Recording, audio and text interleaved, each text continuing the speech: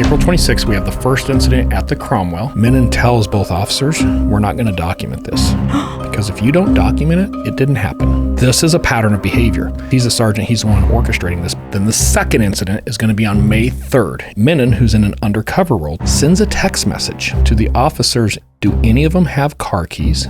Let's search their car. Devil head emoji. Why would you put a devil emoji on that? Because he's evil, because he's sinister. In another incident, Menon allegedly ordered the arrest of 4 people at the Cosmopolitan without any probable cause. The arrest leading to the search of a car, which an officer described as, quote, illegal as expletive.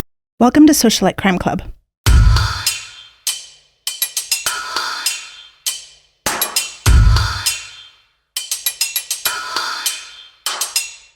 What happens in Vegas stays in Vegas, but not in this case. What kind of sinful misdeeds are we bringing to socialites today? I absolutely hate having to admit that police corruption is a thing, but it is. And when we see it, we have to call it out. So stand by, socialites. We're going to reveal some pretty disturbing police behavior this week. Viva Las Vegas is a twilight crime where we explore the blurred lines between moral and immoral, legal and illegal. It's also considered a moderate sensitivity rating. It could be triggering for you. Please explore with caution. Remember, if you're enjoying our content, if you're finding yourself having to get up early Wednesday to listen to us, help support those who support us. And we have a sponsor, Aura, A-U-R-A. Take a minute, click the link below here, and I was corrected, and they were so right. It's aura.com/Socialite Crime Club.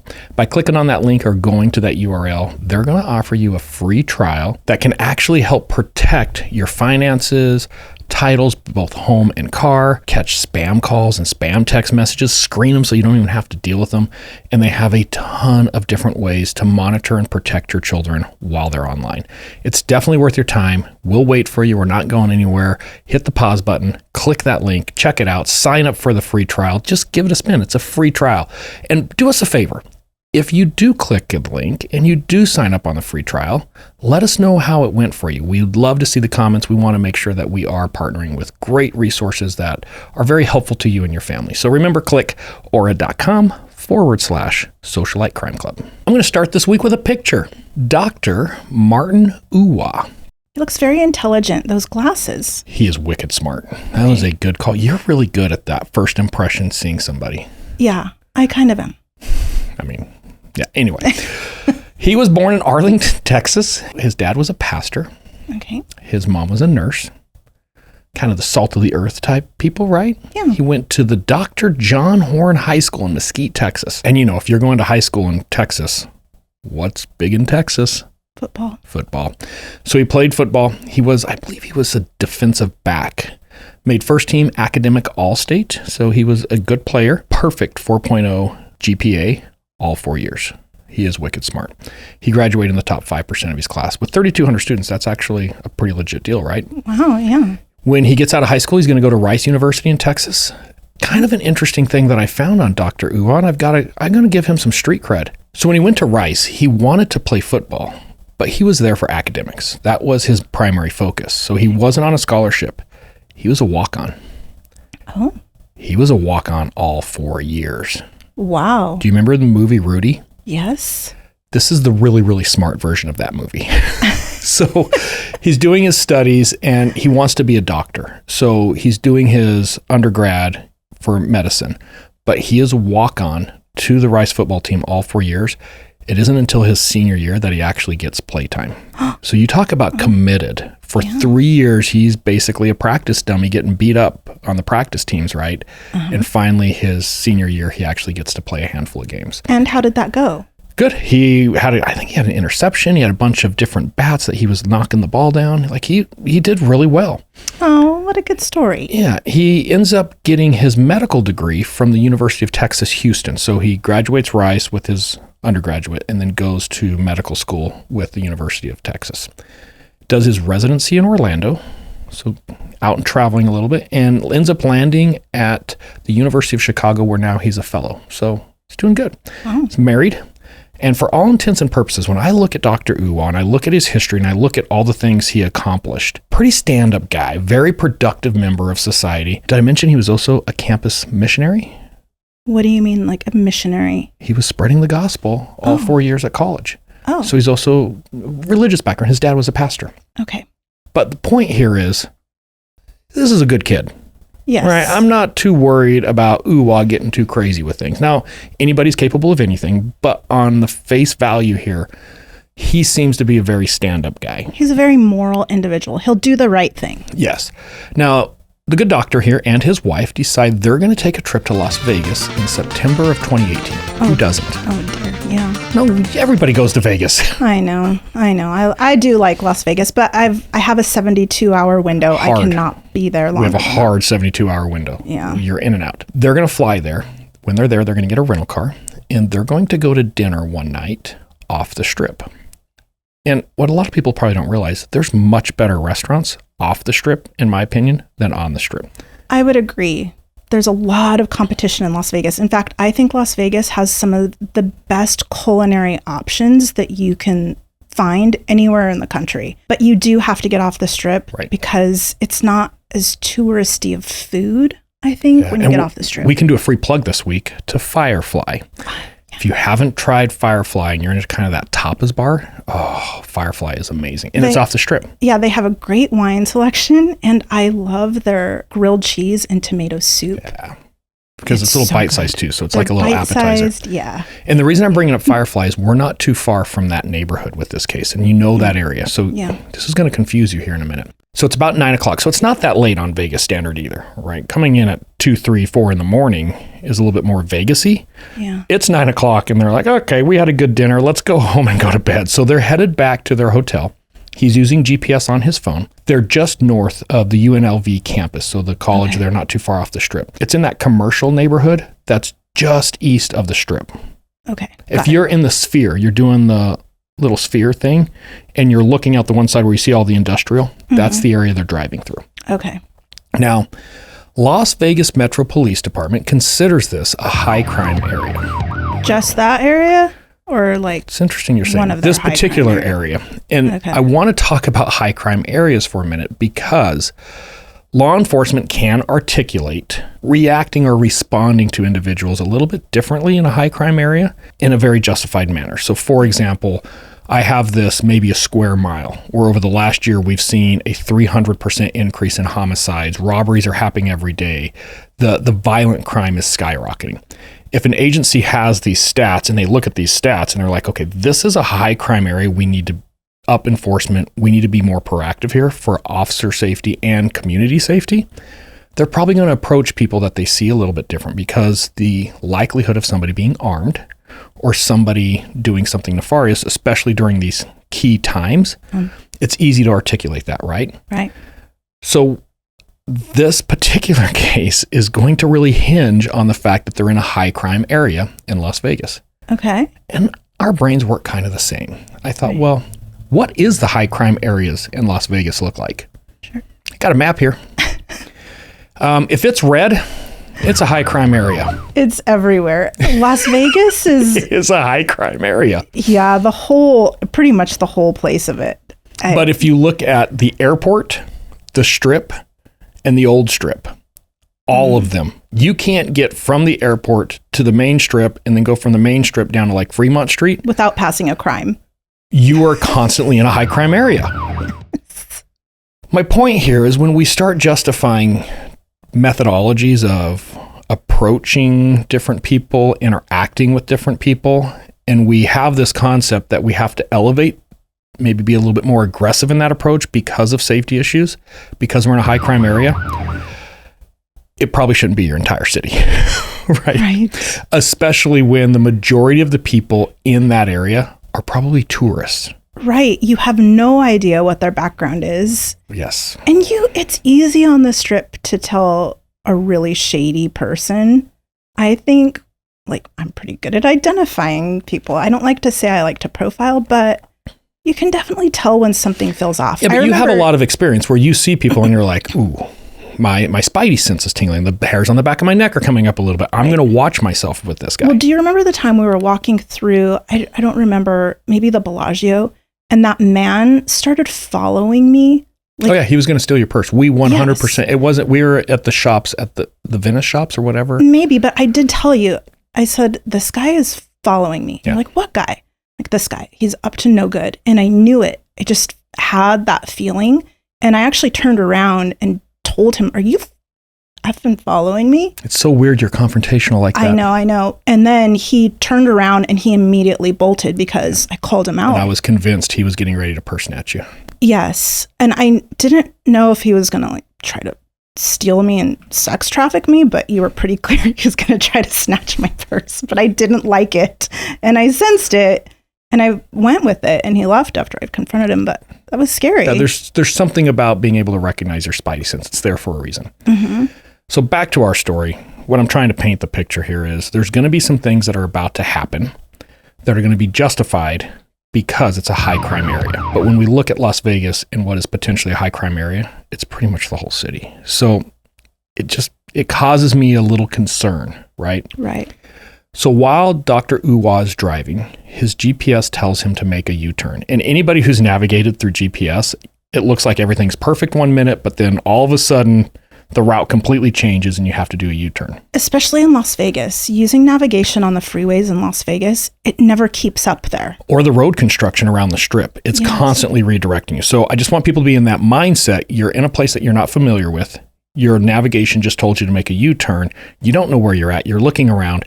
So as Dr. Uwa tries to do this U-turn, he realizes he's in an area where he can't make a U-turn. He also sees a police vehicle with 2 police officers standing outside of it. So he turns his signal on, he pulls into a parking lot, and his intention is to reorient him. Okay, where do I need to go? And to be able to turn around without making an illegal U-turn in front of the 2 cops that are watching him. Sure. Sounds reasonable. Right. As soon as he pulls into the parking lot, they jump in the car, come across the street, light him up. Why? Well, according to them, and there's a lot of debate on this, he failed to signal his turn into the parking lot. So the reason for this contact is failure to use your signal. That's pretty weak. It's in not Las Vegas for high crime. Well, stand by. As soon as he's contacted, the officer immediately tells him, get out of the car. And he says, wait, why are you stopping me? And the officer says, I'll tell you when you get out of the car. Now, this is the officer at the driver's door. The second officer comes to the passenger door where the wife is at. And she's asking, why are you stopping us? And he tells her, we'll tell you as soon as he gets out of the car. But they're going to start this traffic stop. Not, hey, show me ID, give me your registration, all of that. It's just immediately get out of the car. Okay.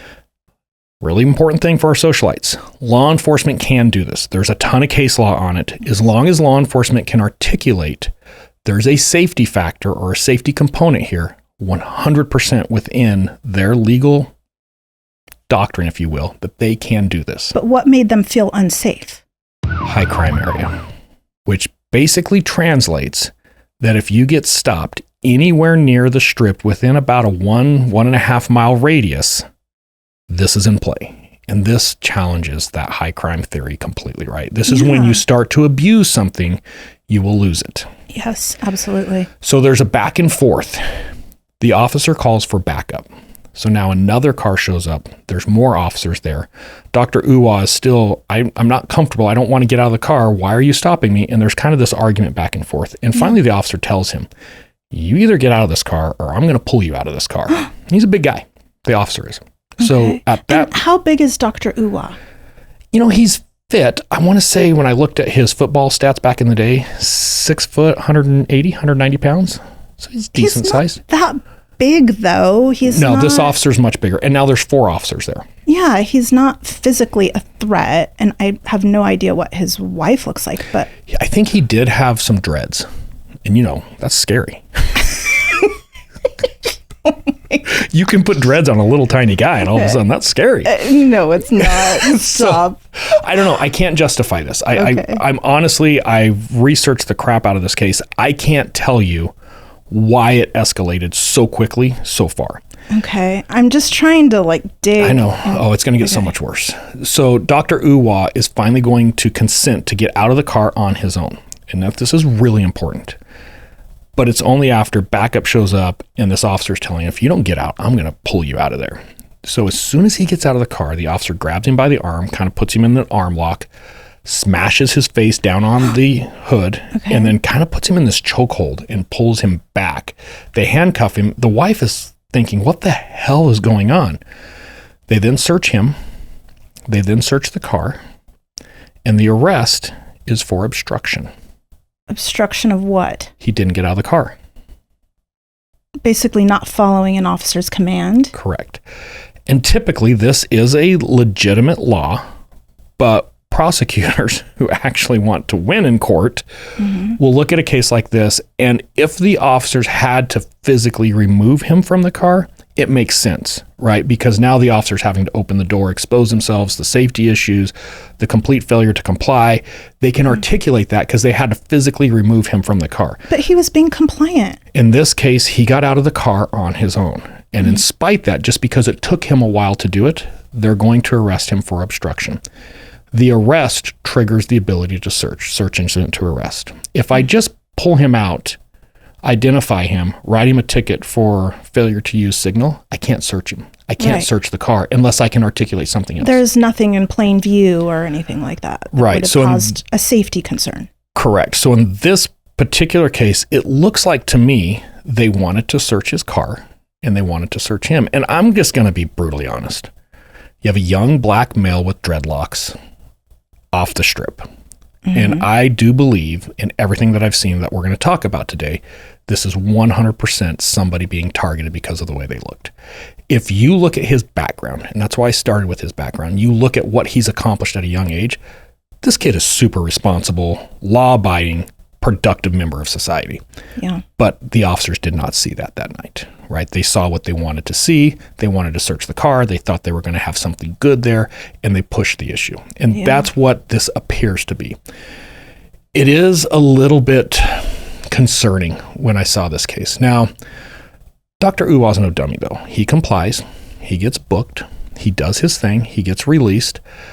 The prosecutor is going to review this case at the Las Vegas District Attorney's Office, dismiss the charges. Okay, good. Because they're bogus. They're bullshit charges, right? Yes. There's no way this is ever going to hold up in court. We are dealing with contempt of cop, right? You pissed me off. I'm going to do whatever I can to make your life You're dealing miserable. with ego now. 100%. But Dr. Uwa is not going to let this go. Good. He's going to file a federal lawsuit. Good. Okay. The primary officer, the officer that made contact, the officer that ordered him to get out of the car is Officer Kevin Menon, M-E-N-O-N, Kevin Menon. He's in a patrol function at this point, and he's assigned as kind of a task force around the strip area. Okay. Tourist safety. Oh, okay. There are a lot of officers placed throughout the strip. Like every other hotel or so, you see. But I think we have to talk a little bit about the irony here. The officer assigned to the tourist safety division just ripped this dude out of his car, puts him in an arm bar, slams him down on the hood, puts him in a chokehold, arrests him for some total trumped up bullshit charges, and he is a tourist. Well, and I'm sure there was probably, I would hope that there was some conversation when he was stopped of, where are you from? Are you from around here? There's none of that. The conversation started with, get out of the car. It escalated to the argument of, I don't want to get out of the car, get out of the car, I don't want to, get out, I don't want to him getting out, to now being physically detained, manhandled, chokehold, handcuffed. They never even got his ID, Nope. ran him. They have no idea who he is. Oh my gosh. Now, federal lawsuits can take years. They're very expensive. They can take a long time to play through. It's important, I think, here to identify there's some red flags that I'm seeing with this traffic stop in the high crime area. And a lot of people probably don't realize bullshit when they see it because they don't have that background or the training. So I also want to do a little education thing here for our socialites or anybody who sees this. If an officer tells you to get out of the car during a traffic stop, get out. If you fight that command, that's where you're crossing the line. That's where you're going to have issues later on. And if it escalates to the point that they have to physically remove you from the car, you will be wrong in court 100% of the time. You have to comply. Now, get out of the car, document it. Hopefully there's body cam. manage it afterwards. You win these battles in court, not on the street, right? So I want to make that really clear, but there's also things that people need to be aware of. And I want to give a little side story here of something that happened to me. Yeah. About a year ago, I'm driving up to our house, which is kind of a remote location, and I'm passing through this little town. And as I'm getting ready to come into the town, it's a 65 mile an hour divided highway. It's almost like a freeway. Yeah. And I'm probably running 70. I'll say I was 5 to 6 miles an hour over. And it's a 65 mile per hour zone. Yeah, but it's also a very well-traveled, very busy. I'm being passed left and right. Running 70 is me trying not to get ran off the road here. And you were in your truck, a Ford F-150. Ford F-150, super plain Jane. It was a newer truck, but nothing that stood out. Had a beautiful pearlescent. Yeah, like a little white metallic. Yeah, white metallic. It was nice. And I'm coming up this hill and I see the Department of Public Safety in Arizona. It's DPS. I see a DPS officer. I'm on cruise control. I don't even go off cruise control because everybody on this road does 70. Like 90 is where they stop for this road. I don't pump the brakes. I don't do anything. And I'm thinking if he wants to stop me, I don't care. I'm 5 miles an hour. Well, you probably didn't even think that he would stop you. Didn't even pay attention to it, just right on by. But then I do look in my rearview mirror later, and sure enough, boom, he is pulled out and he's coming up on me really, really fast. And I'm thinking, he's going to stop me for 5 over. Didn't really think much about it, whatever. But instead of stopping me, he got right on my bumper. So he's in the fast lane, I'm in the slow lane. And there's a bunch of traffic like RVs and some fifth wheels coming up, and they're going really slow because we're going up this hill. We just got up to the top. So I'm having to slow down to and almost he's tracking you 45 miles an hour. And as I'm slowing down, he's slowing down. And I can't change lanes because he's right on my bumper. And now we're doing about 48 miles an hour. And I'm thinking, come on. What the hell? You were testing him to see if he was slowing down with you or if he was going to pass you when you went down to 48? No, there's traffic in front of me. Slow traffic in front of me. I can't go any faster. So now I'm stuck in this lane going 48 because this guy won't either get behind me, back off, or pass me. He's just sitting right there in my blind spot. So you knew he was targeting you at that point. Yeah, and I did get frustrated because I'm thinking, dude, either stop me or get off my butt. How long had he been tracking you at Probably about a half mile.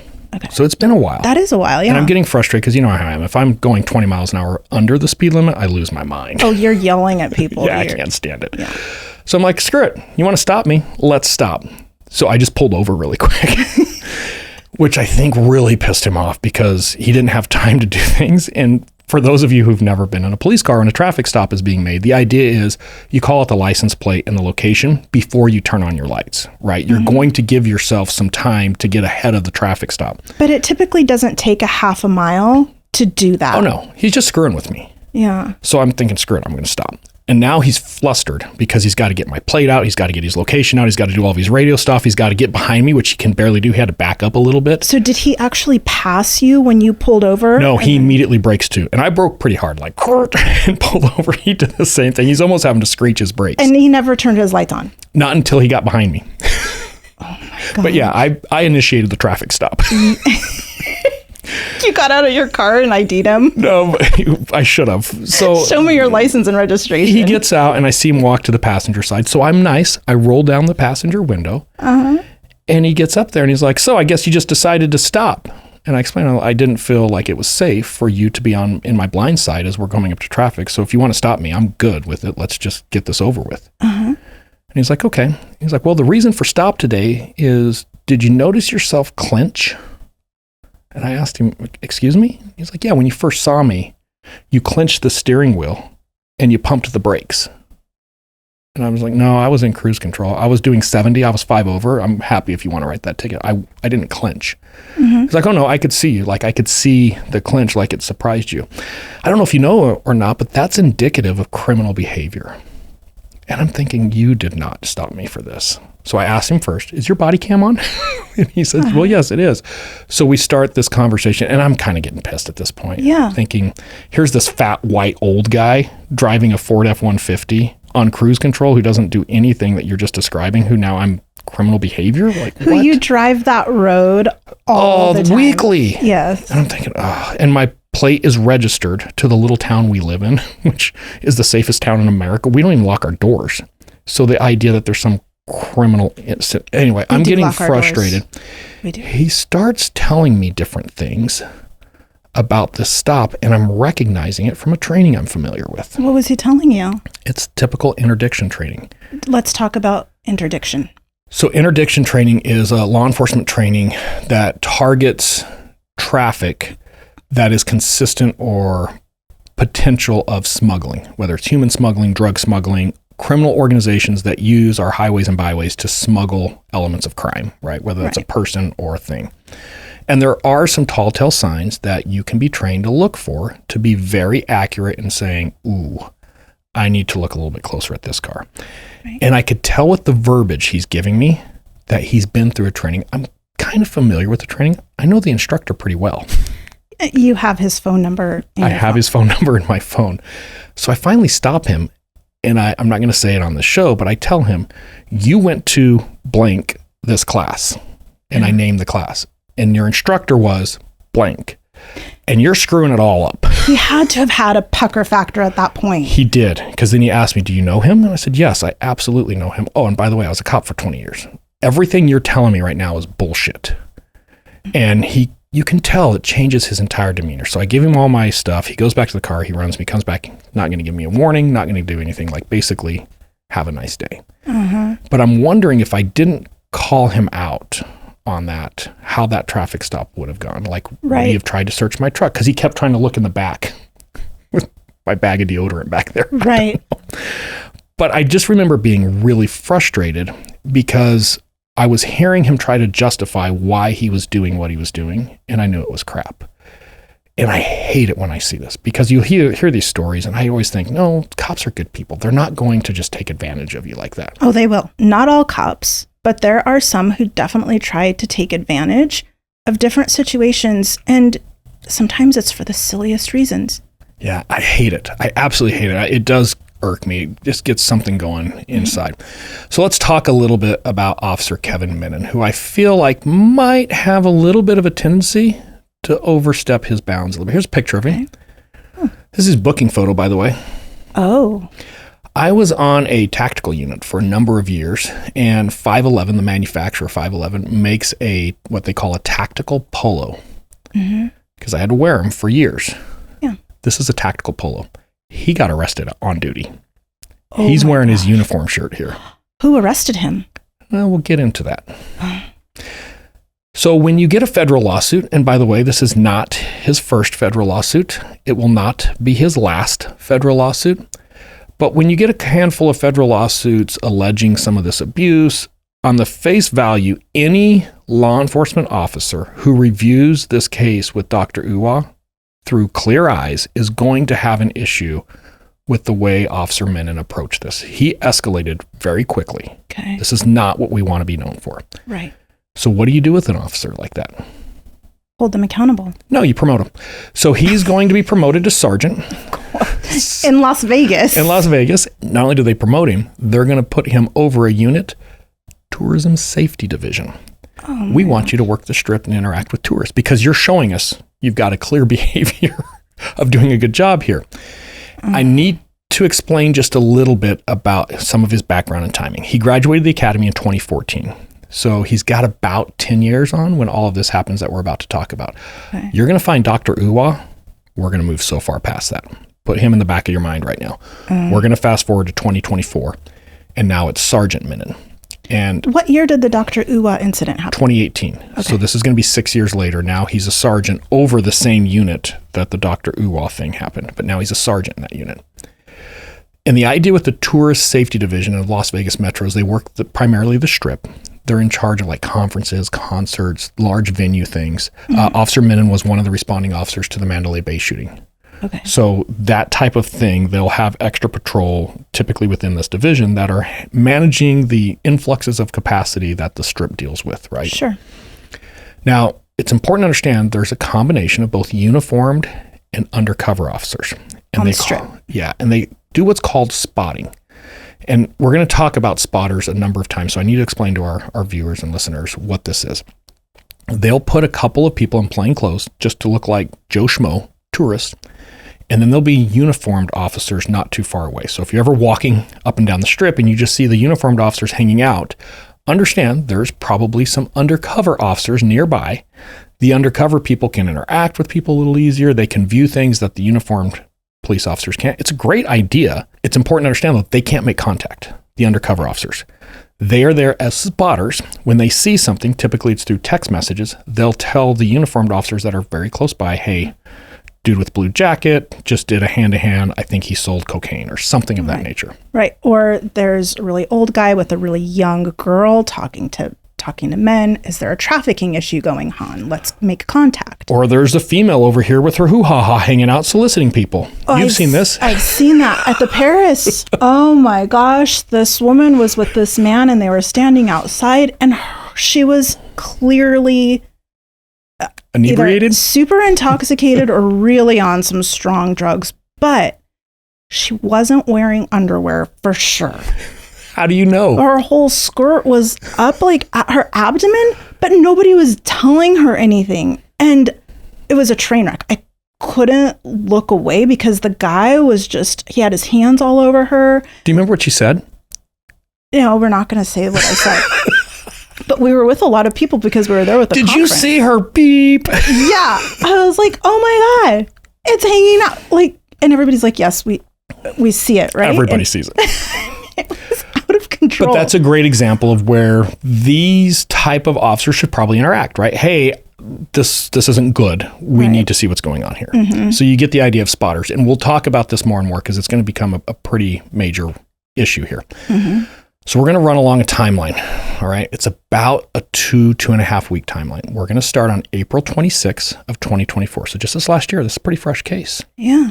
Menon is in a UC role on this day. So he's in plain clothes. You would not recognize him as a Las Vegas Metro police officer.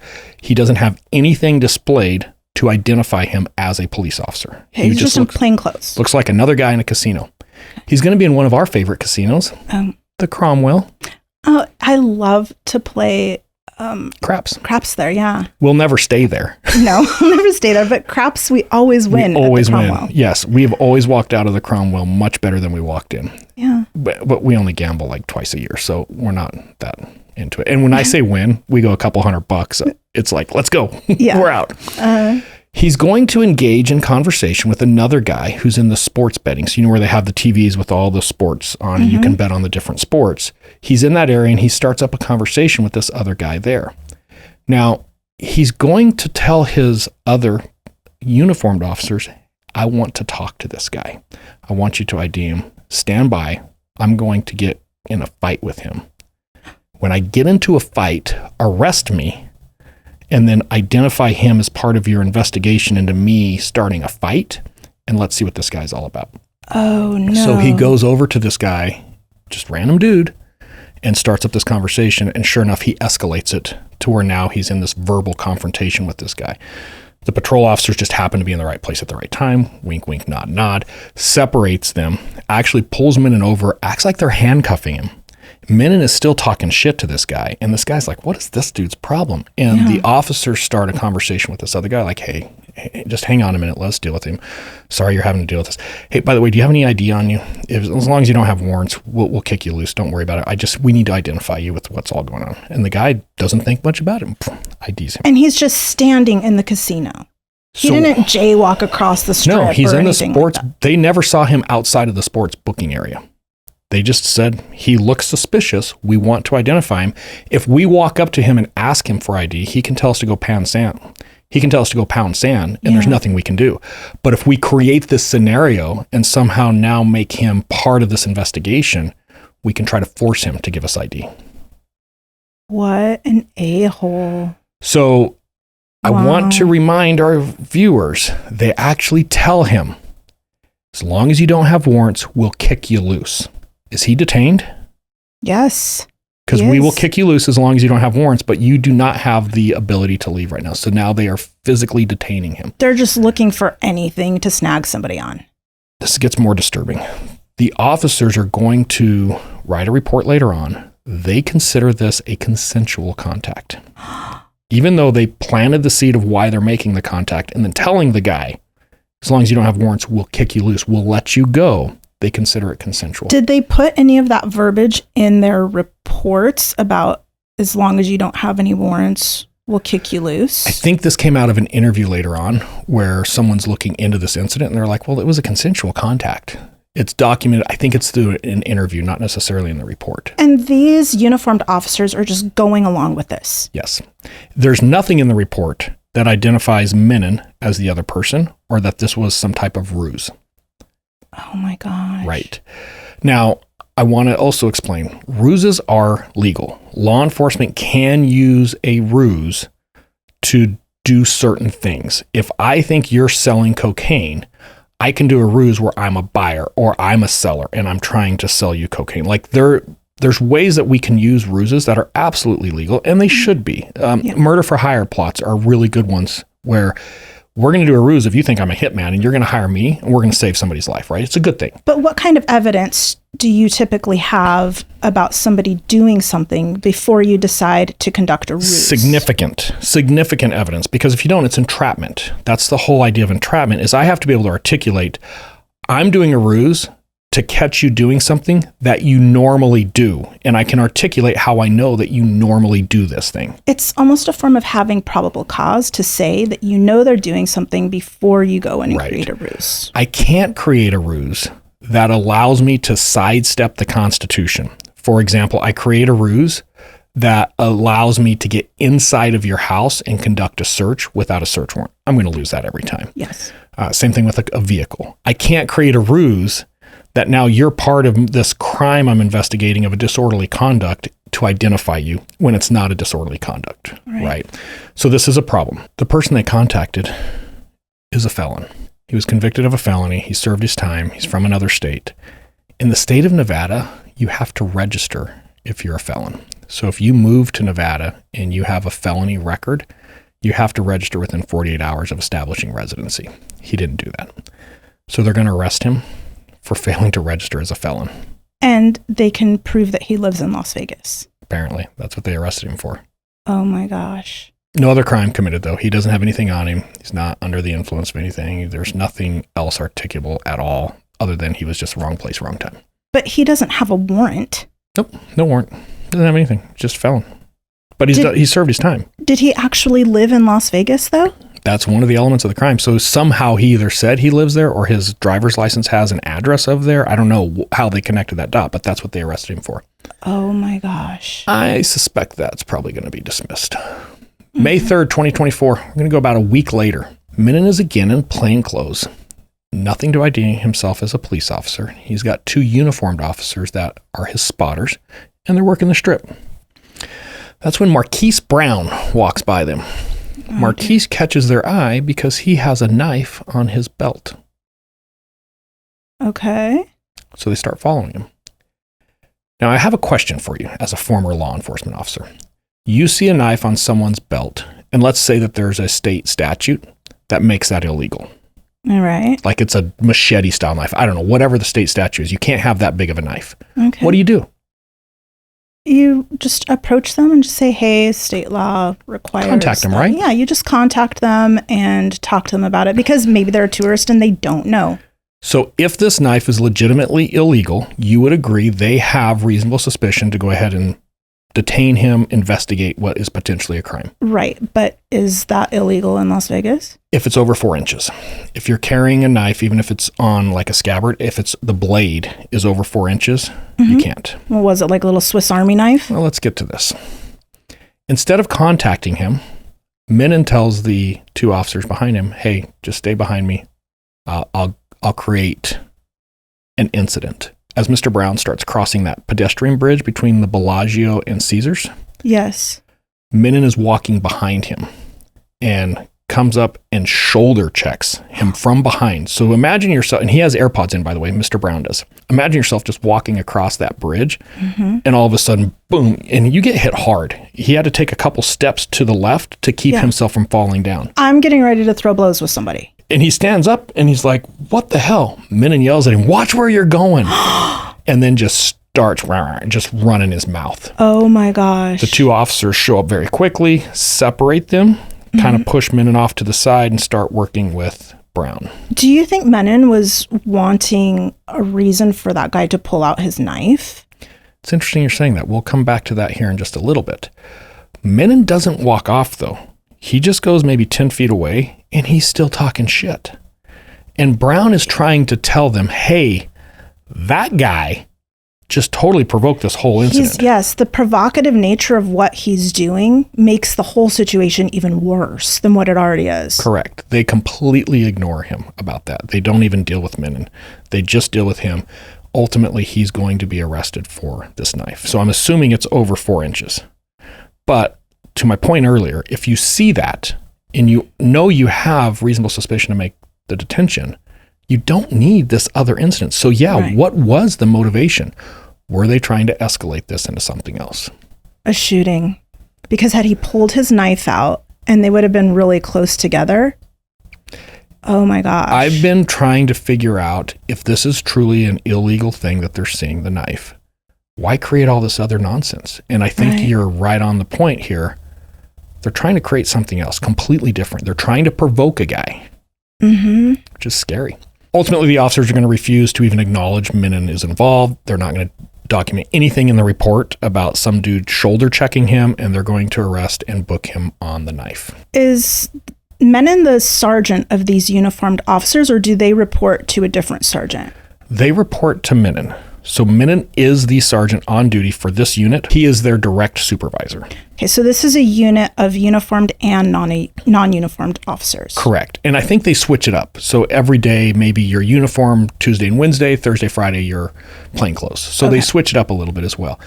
A lot of people probably don't realize when I write my report, I have to get that approved by my supervisor. So I write it in what's called an RMS, a record management system. So I write the report, I electronically transmit that report to my sergeant. My sergeant reviews it, and if he wants any corrections or he sees a problem, he can make notes, electronically send that back to me. So, oh crap, the 3 reports that I submitted last night got kicked back to me. I have to fix them and resubmit them, right? Right. In this case, Menon is the sergeant who's going to review these officers' reports and kick them back. Oh dear. Because they didn't put anything about the shoulder check. And for some reason, Menon didn't feel comfortable with this and said, hey, you need to explain in here that you saw another citizen shoulder check him and that Brown was kind of the aggressor. And because he was aggressing on this person who bumped into him and he had a knife, you felt you had to make contact to prevent this from escalating into a dangerous situation. But you're not another citizen, Menon. It's total bullshit. The officers make the correction and resubmit. How long had these officers been on? I don't know. The district attorney is going to review this case. Weird. Dismiss charges. If the knife met the legal statute of being illegal, why would he dismiss or she dismiss? Right. I suspect this was probably smaller than 4 inches. So now the knife wasn't even illegal. They're just justifying that after the fact. Did they get photos of the knife? I'm assuming they probably impounded it. But whatever it is, the district attorney didn't feel strong enough to prosecute. He's going to dismiss these charges. Well, you'd think that at this point, with this number of incidents coming in like this, that a district attorney would contact the chief of police and say, we keep getting all of these submissions, but something's really off. So like maybe there's a bigger issue here. Yes. That's interesting you're saying that. Why wouldn't the DA say something? Let's come back to that here in a little bit. Mr. Brown will be later interviewed about this incident because there are some concerns. And it's interesting what he says. He explains, look, I was just walking on the bridge. I had my AirPods in, listening to music, minding my own business in my own head. And this dude just totally schmucks me. I didn't know he was a cop. Because now he finds out that Menon is a cop. Had I known he was a cop, I would have pressed charges. And you know what? Now that I'm learning all this, that was a total setup. So even he's putting 2 and 2 together now, saying, and he's very vocal. Yeah. This is bullshit. Well, good for Mr. Brown. Yeah. You were saying even if they're a new officer, a little history of size law enforcement experience. I started at a very small agency. You know what the motto there was? What? Come on vacation, leave on probation. We'll talk about this during the live. But I started with a small agency and I was there for 3 years. I probably had a couple hundred, maybe 1,000 traffic stops. by the time I left that agency and went to a bigger agency. When I went to the bigger agency, I still had to go through field training for that agency. My first week of field training, I make a traffic stop, not because I wanted to, but because my field training officer told me, you're going to stop that car. And the reason he was justifying the stop is the car had emergency blue lights. They weren't flashing, but you could see these blue lights that were mounted on the car. And he didn't feel comfortable that this guy had emergency blue lights on his car. And he said, you're going to stop and find out why he's got these emergency lights. Maybe he's impersonating an officer, XYZ. And I'm kind of thinking at the time, like, okay, I'm not comfortable with this stop, but I'm going to make the stop because maybe I'm missing something. He is much senior to me. I'm a new officer at this department. I'm in training. Fine. Sure. So I make the traffic stop, but I'm very clear when I go up to, hey, can I get your license, registration, proof of insurance? The guy immediately tells me, hey, my registration and insurance is in my glove box. I do have a gun. It's in a holster, but it's in the glove box. I just want to make sure you know that prior to me opening the glove box. Which is a common thing because you can carry concealed or open carry in Arizona. Right. You could walk around with an AR-15 strapped to your back. It's like the Wild West out here. It is. And I worked at a small agency in very rural America. The teachers have guns in the classroom. They have a sign out front of the school that actually says, our teachers are armed and trained. They will use this to stop things. Like, right. It is a very gun-happy place. Everybody has a gun. I used to have the saying that I would say to everybody in this situation, hey, thank you for telling me. Let's make a deal. I won't pull my gun. You don't pull your gun. We're both going to go home happy. And people would kind of chuckle like, yeah, no problem. Super cool. Right. So he gives me his information. I ask him about the lights and he says, no, I'm a contractor at the airport. This is my work truck because all my tools are in here. I have to work in and around the runway. I think he was an electrician that works on lights and stuff around the airport. Technically, for me to legally be on the tarmac, I have to have these blue lights flashing. I can't be on there without these blue lights. That's why I'm thinking it makes perfect sense. Give me just a second. I'm going to kick you out of here. Sure. Go back to the car. My FTO field training officer tells me, why didn't you take his gun? I'm like, because he's not a threat. He's legally carrying a gun. He's not a threat. Sure. Oh, you're going to take that gun. And I thought, no, I've got enough experience and traffic stops that I know not, even though I'm a brand new officer at this agency in the training program. And I tell him, no, I'm not going to take it. So he went up there and took it. Came back to the car, unloads it, takes it into pieces, runs it, gives it back to him in pieces. Yes. And then we leave the traffic stop and he's very hard on me. Like, you need to do what you're told. When you initiated the traffic stop and you went up to his driver's side, did your field training officer go up to the passenger side with you? So he could have kept eyes on the weapon the entire time while you went to go run this. As soon as he gave me his registration, he closed the glove box. People legally possessing a gun does not automatically say, I can take that gun, especially in Arizona, because it is, to your point, 100% legal. I need to be able to articulate something. I'm in a high crime area. I need to be able to articulate something I cannot to do say it. That you're in right. a high No, crime that's the point, is there was nothing connecting the dots. And I told him, I'm like, you're wrong. You can't just do that. You have to be able to articulate it. Well, he does what's called an NRT, which is not responding to training. And I want to make this very clear. When you're in field training and you get enough NRTs, you're fired. You're done. You don't get off training. About 2 hours later, I'm at the police department. My lieutenant calls me into the office and I'm thinking, oh, here we go. Guess I'm going to have to go find a new agency to work for. And he asked me, why didn't you take that gun?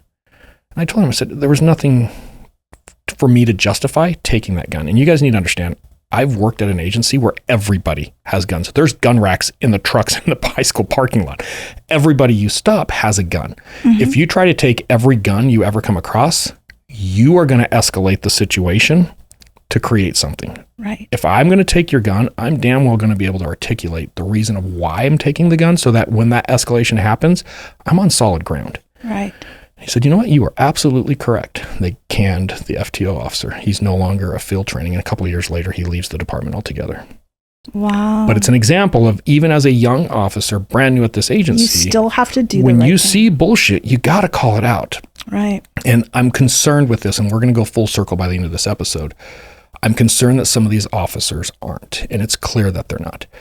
The other thing that I think we have to consider here, the Las Vegas Strip is the most densely populated surveillance camera mecca in the world. Right. I would argue there is no place in the world that has more surveillance cameras per square mile than the Las Vegas Strip there. Oh, absolutely not. Yeah, you're totally right. So as an officer who realizes I just witnessed my sergeant unprovokingly shoulder check this guy, and then I arrested him, there's probably 6 cameras that caught this. Screw this. It's CYA time. I'm going to cover my ass, and I'm going to start documenting the shit out of this. These hotel owners are not losing money.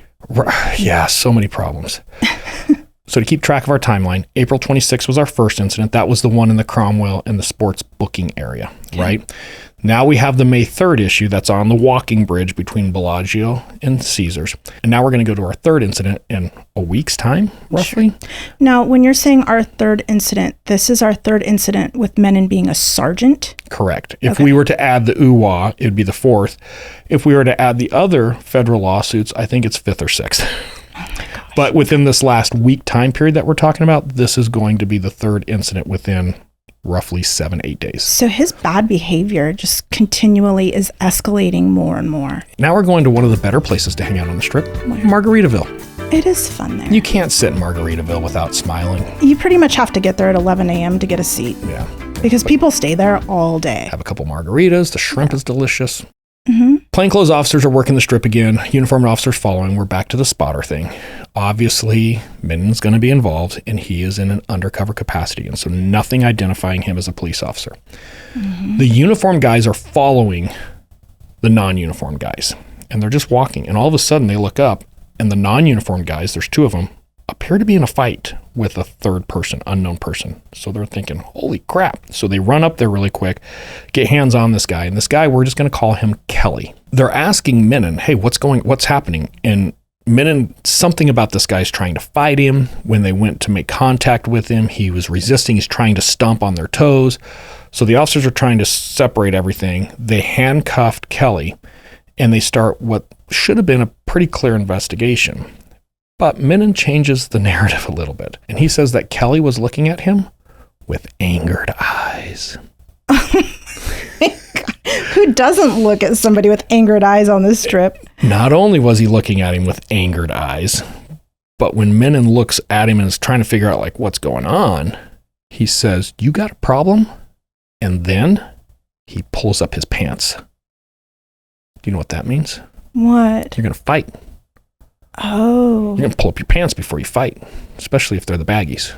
Oh, you got to get into fighting position. Yeah, so Menon had to react because he felt in fear because this guy with angry eyes, apparently he walked up to him, pulled up his pants, which was an indication to Menon they were going to fight. So Menon goes hands on to detain him.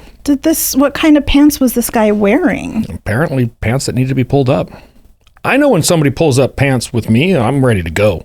Oh my I God. can't even say that with a straight face. This is just so absurd to me that I can't even... It is out of control, right? Yes. And where are we at? In front of Margaritaville? In front of tons of tourists. And cameras. Yes. As this particular incident is investigated a little bit further and Kelly is actually interviewed, it's completely opposite. Kelly's just hanging out. Menon is the one who actually is using the angry eyes to the point that Kelly's like, okay, what's up with this guy? Mm-hmm. Menon closes the distance. And when Kelly sees this big guy who's looking at him with crazy eyes, and he's closing the distance very rapidly, like, do you have a problem with me? He pulls up his pants because he thinks he's about to get in a fight. This makes so much more sense. He was probably standing there with his Fat Tuesdays long cup around his neck. Right. With a little lanyard that's holding his Fat Tuesdays cup. The typical Vegas tourist. Yes. But when they investigate this further, it is a complete reversal, 180 degrees of what truly happened. There's no doubt Menon was the aggressor. He was trying to provoke a situation because he wanted to ID the guy. He wanted an investigation to start with this guy. So did they ever get the officers to admit that's what happened to the uniformed officers? They're going to interview the officers later on, and the officers are going to state it was a little weird because when we got involved, Kelly was really relaxed. He wasn't aggravated. He wasn't escalating anything. And they had to physically pull Menon off, by the way, which I think is very interesting. The other problem that these officers have is in these situations, if an officer wouldn't arrest the individual, Menon would berate them in front of everybody. Call them idiots, just all kinds of issues. Would he berate them as though he's just a regular citizen and not their sergeant? As their sergeant later on, he would explain to them like, hey, I'm the sergeant. If I tell you to arrest people, you arrest them, you idiot. And he's doing this at the PD. He's at the PD, but also in front of other officers as the sergeant, not as the undercover citizen. Oh my gosh. So these officers are starting to feel a little bit of pressure like, hey, even our sergeant's kind of calling me out on this. What do I do? Mm-hmm. One of these officers, when they interview him a little further, well, what is going on? Why the hell would you guys be doing this? He says, well, our unit was pretty low on arrests that night. And I think Menon wanted to increase our stats. So he was trying to find more people for us to arrest so that our stats looked better. Oh my gosh. Oh, stats and quotas. This is dangerous. Okay. Stats and quotas, that's going to be our live, or at least a big chunk of our live. We're going to pull back the veil on how stats and quotas work with law enforcement, because I know a lot of people are really into, well, they got to make their quotas. Yeah. So we're going to get in depth on how stats and quotas actually come into play with most law enforcement agencies. Well, and we've seen quotas go to shit at even the agency we worked at, at Gilbert PD. Yeah. Long story short, the investigation is going to reveal this was complete opposite of what was reported that day. Menon is a complete liar about what happens. They have everything on camera. And I don't know if you remember, I did tell you the shoulder check was on camera, right? The actual assault, that was on camera. And now this is on camera. Good. Now, you were asking about the officers and what they knew and didn't know. Mm-hmm. What's important here is the two patrol officers who come in when they see this interaction, they don't know what happened up to that point. They have a sergeant who's telling them this is what happened, and then they conducted the investigation from there based on what the sergeant is telling them is true. Mm-hmm. They're protected. Officers have to be able to believe that when a supervisor is telling them things, it's factual, and they can act on that. It's a matter of good faith. My problem is there's another guy, another undercover agent who's with Menon when this whole thing goes down. He doesn't say anything. He doesn't report it. His report doesn't actually identify any of these issues. This guy needs to be fired with Menon. Yes. This guy is now a part of it, because even though you didn't do it, you witnessed it and you're not pointing it out. He's a co-conspirator. Yeah, and if you don't do it, it's what we call a Kelly issue, which is really interesting because the last name of the suspect is Kelly. So Kelly's going to cause these people to have a Kelly issue. Well, I think you should talk a little bit about Kelly and Brady. So there's two cases out there. They're older cases. One is a Kelly, one is Brady. And what this is officers are ever identified as lying, falsifying, documenting known unfactual information. They can go through what is a Kelly hearing or a Brady hearing, where a judge will make a ruling.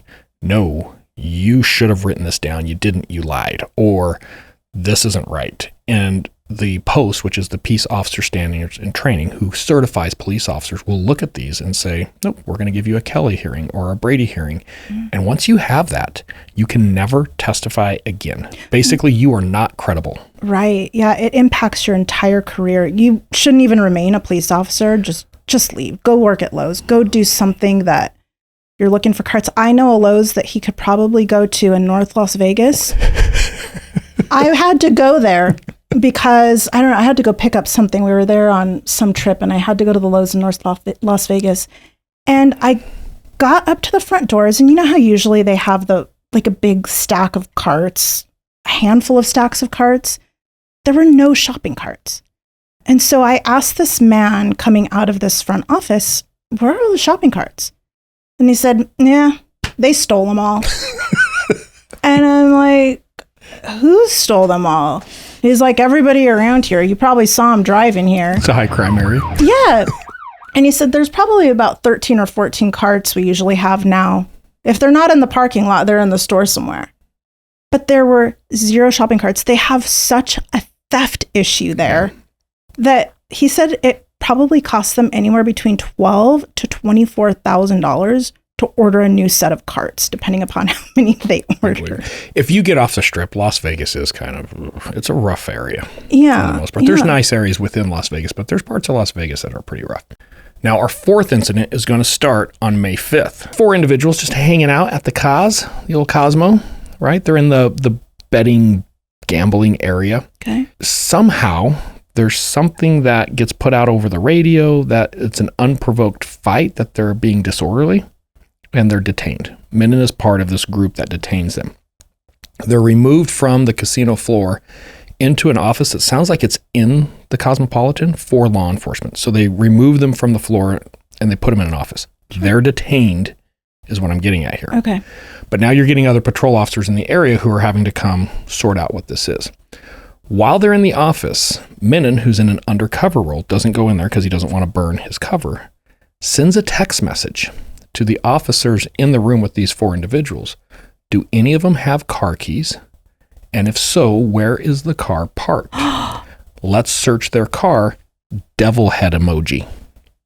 Oh my gosh. Why would you put a devil emoji on that? Because he's evil, because he's sinister. So they search, terrible person. They search these 4 guys. One of them does have a set of car keys. They find out where his car is parked. They take his keys. He is in the office. He does not consent to a search. They leave him in the office with a patrol officer, and they bring the keys out. And they have zero reason to search his vehicle. They don't even know what they're stopping him for, because I can tell you there's no unprovoked fight here. Menon then gives the keys to a different patrol officer, tells him where this car is at, and to go search it. Now, this officer doesn't know anything about all this. He's just being called to help on this scene. Mm-hmm. He has a sergeant now who's handing him a set of keys saying, hey, it's a white Honda and it's parked somewhere over there. Go find it and search it. In good faith, he's just going because... He's why? being told to. Yes. He has no reason to believe the sergeant doesn't have probable cause for that search. Sure. So he goes and searches the car. There's nothing in it. Oh my God. There's a female officer who shows up who's, I think, the one who's probably going to catch this report, is the way it sounds in the interviews that I've read. Well, she gets in the room with these 4 guys and she's like, okay, what do we have here? And, well, there was this unprovoked fight, but she starts looking into it and she's like, there's no unprovoked fight here. I can't do anything with these guys for an unprovoked fight. In fact, I'm looking at some video cameras, and other than them being kind of loud in a casino, I'm not seeing the issue. Well, we think they've been trespassed from here before. They're here illegally because they've been previously trespassed. And this female officer was in no way part of Menon's task force. No. I don't know where she sits within the organization, but she had nothing to do with the initial contact. Okay. She's going to look at this and say, wait, no, there's no record of them being trespassed here before. So disorderly conduct, the unprovoked fight is out the window. Trespassing out the window. Mm-hmm. Menon then comes up with a story that goes through the little grapevine. Oh, no, I heard him coming out of the bathroom and he made a very lewd comment. So let's go ahead and arrest him for this lewd comment. Do you know how many people in Las Vegas could be arrested for lewd comments? We're not going to have a stat problem, I'll tell you that. Oh my gosh. Yeah, so they cut the 3 of them loose, and now they're holding the 4th for a lewd comment that only Menon heard in an undercover capacity as the guy's coming out of a bathroom. I wonder if that's ever going to hold up in court. No. Yeah, so this officer's pretty clear about, all I have is they're kind of being loud in a casino, and pretty much lets them out. But what's important here is now we have text messages, and these are group text messages of Menon asking for the keys and where the car's parked. Later on, this officer has some issues, this female officer, and she's like, what is going on with this? And Menon tells her, I don't know what's up with this. That other officer shouldn't have searched that car. It was an illegal search. He just threw him under the bus. Totally threw him under the bus. What? Oh my gosh. So now we have cuss words are coming today. I know, you're getting all fired up. Oh Ruffles. My gosh, yeah. So this is 4 incidents in 10 days, which is crazy, right? There's no records that have come to light yet where any of these individuals went to a supervisor outside of Menon and said, hey, this is a problem. Sure. We need to figure some stuff out here. Obviously, this is going to come to light or we wouldn't be talking about it. There's going to be some interviews. Most of the officers say, Menon's just known to kind of do this kind of stuff. So now there's an acknowledgement that this happens all the time. This is a pattern of behavior. And this is a growing issue at this point. This is more of maybe a unit issue than just a Menon issue. Menon's in the hot seat right now because he's a sergeant. He's the one orchestrating this. But how long has this been going on within this unit? It's just a virus. Yeah. And undercover units, I've worked on a handful of undercover units. people aren't going to like me saying this, those that work on these units, you need extra supervision. These people will push the boundaries. That's the whole point of an undercover operation, is you are having to constantly push boundaries to make things work. The supervision and oversight that is required to make sure we walk that line is really, really important. And what it appears like here is when you get a sergeant who's the one that's leading the charge over the line, super problematic. Right. We're not done. That same day, back at the Cromwell. Okay.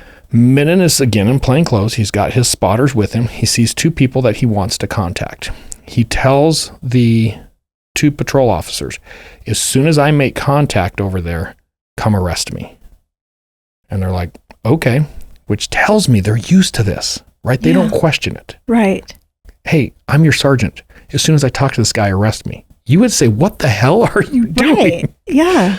Menon approaches just random two people, hands them or tries to hand them counterfeit money. The two patrol officers show up, cuff him up, pull him off to the side. The two guys are like, what the hell? That was weird. Some dude just walked up to us and tried to give us counterfeit money. I wish that we would have been those two people. Oh, we'd have so much fun with this. Oh my gosh. Yeah. So Menon is kind of talking shit to these two people like they know each other. So the officers are now engaging with these two people, trying to identify them, detain them. There's an issue, right? There's no probable cause or reasonable suspicion to do any of this. Right. One of them isn't going to take it. And it's pretty much like, this is bullshit. Like, I am not playing here. And I think this one goes enough where now the officers are starting to feel a little... The officers realize they're in trouble because the two people that they contacted know. Yeah, and they're thinking, yeah, we're not going to do this. This is not consensual. We know enough stuff about law enforcement. We're not going to put up with this. Oh, good. They have no PC to arrest. They have two people who are now very unwilling to cooperate. They've got to cut them loose. Menon tells both officers, we're not going to document this. Because if you don't document it, it didn't happen. So this one's going to fly under the radar. There's going to be no documentation. There's cameras everywhere in the Cromwell. Well, our two alleged suspects aren't done yet. One of them is really pissed off, and he knows this whole thing is bullshit. And he says, hang on. No. I want to talk to a supervisor. Go get me a supervisor. Now, remember, they don't know Menon is the supervisor. They also had very limited contact. He walked up, tried to hand them a counterfeit hand of money, and is immediately taken away by police officers. So they don't even see him anymore, right? Right. So they're telling these two officers, get us a supervisor. Menon tells the two officers, tell them it's going to take at least 45 minutes for a supervisor to respond. He can see them. He's just on another part of the casino. He is the supervisor, but he's saying, yeah, tell them it's going to be at least 45 minutes before a supervisor can be here, trying to blow him off, right? Right. So this one person who is not putting up with this nonsense says, okay, calls 911 and reports being illegally detained inside the Cromwell. So now it kicks out as a call for service. Nice. Menon's in a pinch now. Yeah. He hears the call. He responds. He's the closest supervisor there. I'm in the area. I'll take it. Goes outside, gets his Las Vegas Metro PD jacket, his badge, his gun, comes back in, a little bit more of a uniformed officer. They don't recognize him as the guy who started this whole thing. And he takes their complaint about being falsely detained by him, not knowing that it was him. Oh my God. And at no point does he say, yeah, I'm the guy who tried to give you the counterfeit money. Here's what we were doing. He just plays like, oh yeah, this is terrible. You know, I'll write it up and we'll send it up. Now, my God, because this is an actual call for service now that's in the system, he has to submit some type of report. And this actually goes, they have like a division within their IA who's going to review this. Of course, it's a very slanted report. And when you review it through the way that he writes it, it doesn't raise any flags, right? It's just, of course. Yeah, it's not just another contact. Yeah. So it kind of gets pushed off within the IA thing. However, when some of this stuff starts to come to light and they realize, hang on, he had this illegal detention contact thing. Let's go back and look at it. They go back, they pull the video because there's lots of video in Vegas. Yeah. Shows the whole thing. The entire thing is captured. So it's going to come to light very quickly what happened here. Once again, there's also text messages back and forth between Menon and these officers of the whole thing of, hey, they want a supervisor. Yeah, tell them it's going to be 45 minutes. All of that's captured with text messages. So throughout this entire IA that they've been doing of him and between other officers over time, have they found, I'm sure they've had to have found other incidents that had to have been extremely concerning that were never reported? At this point, nothing has come to light. So when this incident happened, even like a week later, nothing has been reported. When I'm saying there's interviews that are going to be done later, they're done like a month or two later.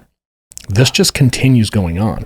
None of these officers are doing a CYA where after these contacts, they are uncomfortable enough to go to a lieutenant or a commander or document what's happening.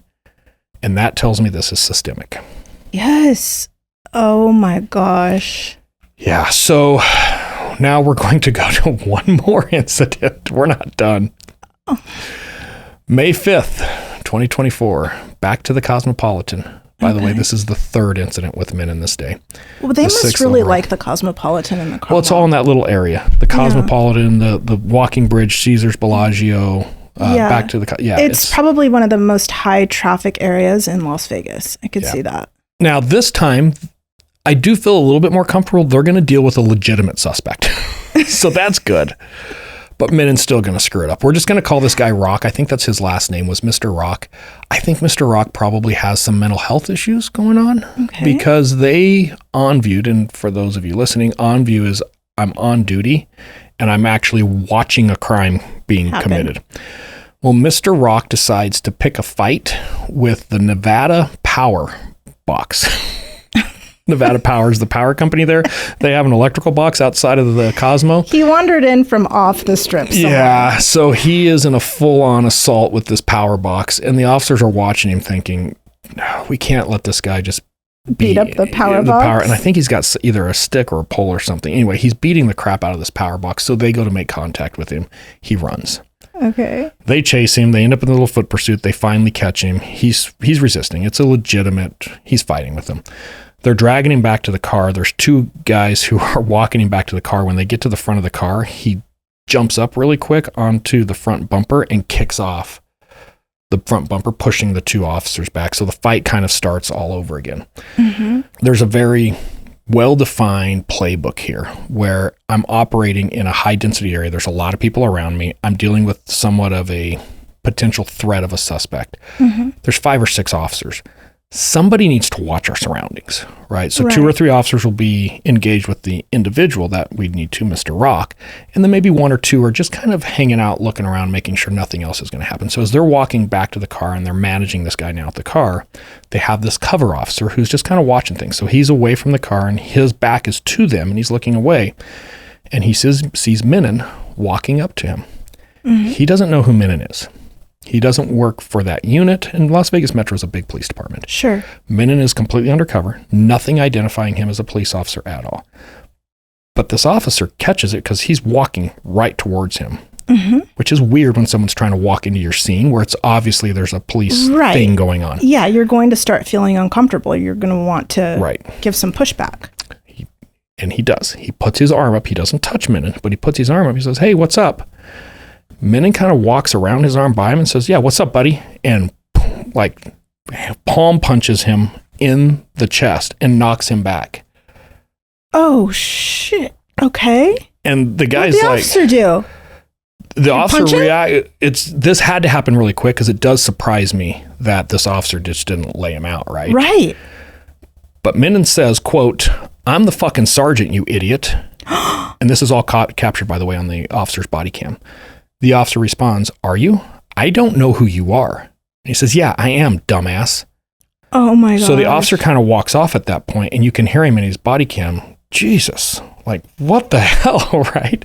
All of this is captured on camera. That is full on an assault. But at the same time, that officer had no idea. He could have very well just laid out Menon and been fully 100%, okay. 100%. What's interesting in the body cam, obviously this one's going to come to light eventually down the road. When it does, and they review the body cam, Menon isn't serving any purpose. He does go over to the car, but he's just kind of hanging out. Sounds like he never serves a purpose. Yeah, but there's just absolutely no reason for any of this. Like, why is he even there? And remember, in a UC undercover role, you want to maintain that undercover appearance. Why would you identify yourself by hanging out? Watch from a distance. Right. So this one's a problem. Now, I believe, and I could be wrong, I've been wrong a handful of times. I think this is the one that's going to be the straw that breaks the camel's back because it involved another officer finally. Yeah. Which is really scary because if we think to how far this had to escalate, where now he's assaulting other officers on duty for this to really be revealed, how long would this have continued? Right. Well, I also makes me wonder how much beyond beratement has he done to other officers in his unit? I am willing to bet, and maybe this is something that should happen, they need to look at maybe Menon is taking something. Maybe he is using some type of pharmaceuticals to either maintain health and standards, maybe some type of performance type drugs. I've seen behavior similar to this in other officers, and typically there is some overarching thing that is putting them in a mindset that they're just no longer reasonable. And it should be obvious to people. They need to keep a track on this. They're almost invincible. They have a feeling of invincibility. Yeah. Now, my biggest concern with this entire investigation, and I'm going to really piss off some people probably, but you just need to hear it. When these allegations come to light, it's not because any of these officers had the balls to go to a supervisor and say, this is wrong. Right. They went to their union rep. Oh my gosh. And then their union rep wrote a letter to command staff exposing these issues. And I know there's people who will be very faithful to unions and say, you can't say this about unions. I'm going to say it. These officers went to the union because I think they have figured out they have crossed lines as well. Their jobs are in jeopardy. Because it's a continued pattern and they didn't do anything early on, they're probably very fearful that now if this all comes out, what's going to happen to them? So I want protection. I'm going to be the whistleblower, but I want protection for my own bad acts at this point. Right. At this point, Menon has been arrested, and I want to make that really clear because you TikTokers, I always hear on TikTok, law enforcement's never held accountable. They can do whatever they want. Well, they hate law enforcement. Yeah, here's an incident that as soon as this got brought to light by the command staff at Las Vegas Metro, they fired him, they relieved him of duty, they arrested him, they booked him, he has been indicted, and these are on felonies. There's a very good likelihood this guy's going to prison for a number of years. Right. It's all on camera. It's well documented. He's got a hell of a case. However, this investigation is very early. We're kind of bringing this early for us. Usually we like to cover cases after court cases. This isn't done. Other officers are going to get disciplined. Other officers are probably going to lose their job, and it wouldn't surprise me if at least one or two more are indicted. I've read a lot of reports on this now that came out, and there is another officer that I just see his name popping up constantly next to Menon. How he doesn't have some criminal culpability in this, I am not seeing. So I don't think Vegas Metro is done cleaning house here. Wow. Well, it's scary that those officers never in the first place felt like they could have gone to a different command member to report something. That's why I'm thinking this is systemic. I can tell you this is not my experience in law enforcement. I've never seen this from other officers I've worked with. I've never experienced it. And if I had, I would have done something there in that moment. And I feel pretty comfortable saying 99.9% of the officers I've worked with would too. I agree with you. I never felt at our agency that I would have had an issue telling somebody you're wrong. In fact, I did. I was just about to correct you. I was about to say, no, you did that. Yeah, I did. And even if I had to go to a different command staff member, I feel really comfortable. Well, I would have felt really comfortable being able to do that and have somebody listen to me, document it, and take it seriously.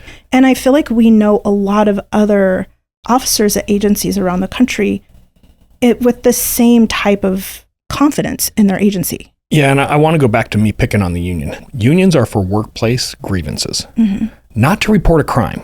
And let's make it really clear, what these officers are now coming forward and reporting is a crime. Right. You don't go to your union rep to report a crime. Right. That'd be like going to my HOA manager to report the crime, right? Hey, can you go call the police for me? Because you're not getting your breaks. You're not getting your lunch hour. Yeah. You know, you're not being paid appropriately. Right. And I do see the issue of them saying, well, no, we're being supervised by this guy. It is a grievance because we're being put in this issue. With the beratement. say it when it happens. Man up, do the right damn thing, actually do the job that you were hired for, have a little bit of integrity behind you, and report it that moment. Because if you don't, it continues. We saw 3 incidents in one day. It's the integrity issue. Yeah, it's an issue. So I'm really hoping this story gets out there. I hope it gets a ton of press. It hasn't had much yet. I hope the media jumps on this. I hope our socialites jump on this. A message needs to be sent to Las Vegas Metro. You better clean house, because this is completely 100% unacceptable. And I like Las Vegas Metro. I've worked with several of the officers there. Most of the ones we've worked with have been great people, but this is their second strike. Remember Kristen Labata, small town girl. Well, this is not an incident that is staying in Las Vegas. Yeah, we're not done, by the way. Sergeant Menon was arrested on August 31st. What day was he arrested? August 31st. August 31st. I don't want you to forget about the good Dr. Uwa. Right? Remember, he had a federal lawsuit. Yes. Las Vegas Metro is going to settle. They're going to pay Uwa. How much? $75,000. Well, good for him. I feel like that's not enough, but it's a decent sum. August 31st, 2024. They settle the lawsuit with Dr. Uwa the same day they arrest Menon. Dr. Uwa is not familiar with the Menon investigation at this time. Neither is his attorney.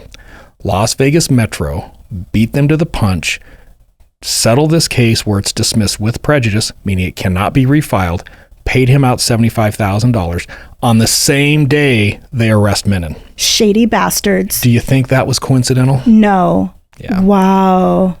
Yeah, and I haven't seen any reporting on this. I had to really dig to get to the bottom of this one, but I actually found, it's public now, so I was able to find the federal disclosure of the settlement, and both of them dropping the case. Wow. And I got to tell you, $75,000 for some people probably seems like, oh, well, at least he got paid. It's not. His attorney's fees are probably higher than that. He probably lost money on this. And the amount of money that Vegas Metro and the city have to pay that out is ridiculous. Do you think his attorney, if that attorney would have known what was coming with Menon, you think he would have settled for $75,000? No, it would have been a total class action suit with all of those victims. Yeah. Oh, I'm sorry, Dr. Uwa. Yeah, bullshit, right? This throws me off a little bit because this is the first case that we've covered that has not been fully adjudicated. It'll be interesting how we stay up on this case for our socialites and how you really intend to do that. Yeah, and I hate covering cases that haven't been adjudicated because you can really impact and affect the way that case progresses. And the victims involved in that case are what I worry about. I think it's a disservice to really get out ahead of cases before they come to light and you're planning all this information about victims. But this one I don't care because this needs to come to light. It needs to be talked about. And trust me, I'm going to be staying tuned to this one very closely. I expect we'll probably have a follow-up episode. I also think it's a good time to bring out the fact that officers are held accountable. Although it's not smattered all over the media of how officers are typically held accountable or supervisors within law enforcement, it does happen. You just don't see it as often. Yeah, and that's a good point that I think is what's rubbing me wrong right now, is how this was brought to light. How long it took, how many incidents, and who else is involved. This cannot be an incident where we just hang everything on Sergeant Menon and we're like, oh, well, he was a bad apple. No, there is a lot more going on here under the surface, and that's why I want to stay very closely in tune with how this plays out. Right. And by that, he doesn't mean he's creating conspiracy theories of there's more that's going on under the surface. There are things probably happening internally that are very tumultuous that are going to start coming out. Well, yeah, and I haven't got into that part, and I didn't know if I wanted to get there yet, but since you're bringing it up, the ripple effect of cases that these officers have touched is huge. When Menon is involved with other arrests that his testimony is required now, they've got to go back and look at every one of those cases. The other officers that they're looking at, they've got to go back and look at those cases. It's not going to happen fast because there's a ton of research that's going to have to go into what other incidents do we need to look at? Who do we need to go out and interview? How do we chase down a tourist from Baltimore who was here 3 years ago and had contact with Menon that we're a little bit concerned about? So if they ever even ran that tourist information. I think it's important that we give Las Vegas Metro a little grace here. This is a big investigation. It has to be. They're going to have to dot their I's, cross the T's. They can't leave any rock unturned. We need to give them some time to process and do a proper investigation. However, if this just goes away and we never hear another thing, that's a problem. Yeah, that is a problem. So we'll give them some time. We'll keep our thumb on the pulse and see where it goes. Yeah, there definitely needs to be some transparency of how people were held accountable with that agency and just how far up the chain that goes. And we need to do a shout out on this episode to the Doug Papa podcast. Doug Papa's got a podcast. He's prior law enforcement. He's been staying in tune. It sounds like he knows maybe some of the officers at Las Vegas Metro, and he's been getting some inside information. He actually broke this story, I think, back in June. But he's been covering it very, very closely. If you go to his channel, and we'll put a link down here, the Doug Papa podcast, he did a recent episode where he refers to the pattern of behavior. And what's really great about that episode is he has the internal affairs report and he reads it verbatim. So there's no doubt to someone just trying to make, a summary of what's happening. He's physically reading the entire report page by page. Nice. So if you want more information or it's really interesting to you and you want just another source of information, it's the Doug Papa podcast. We'll throw a link in there, but it's the pattern of behavior of Sergeant Menon episode that he did. One of the things that bothers me with this case, though, what is his motivation? Obviously, he's on an ego trip, but it's not like he's making more money. It's not a financial gain. It's just really interesting to me. And the one statement from the officer that they were low on arrest stats really rubbed me wrong. So I want to get into and talk a lot more about quotas, how quotas come about, how stats can drive quotas. Sometimes they're misrepresented, but I've been involved in a lot of agencies that developed some type of stat-driven policing. And it's a really interesting conversation that I think our socialites are going to like, because we're going to expose why some of these decisions are being made and why quotas kind of exist. Right. So that's going to be our live this Sunday. So make sure to tune in, because I'm going to pull that veil completely back. And remember, I worked for an agency where you come on vacation and you leave on probation. So I know a little bit about how the stats work. Join us next week, socialites, for No Love Loss. When she gets out of surgery is the first time we learn she has 2 gunshot wounds in her back, not 1. Oh, were there 2 gunshots in the window? Only 1 hole in the window. She was conscious when law enforcement arrived. She was conscious going to the emergency room. She was conscious after surgery. She recalls hearing 1 shot.